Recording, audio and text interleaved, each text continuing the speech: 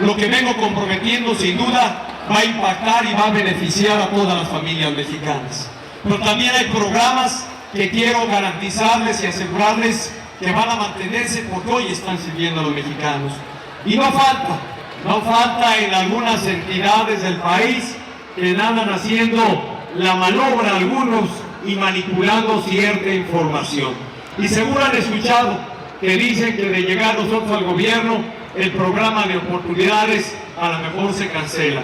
Vamos a decirles, están equivocados.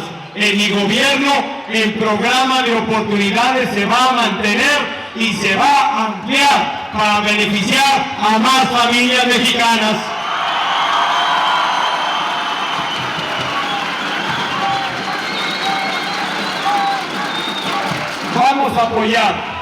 Vamos a apoyar la construcción de un México incluyente, de un México donde todos los mexicanos tengan la oportunidad de estudiar, de trabajar y sobre todo de moverse y desplazarse libremente.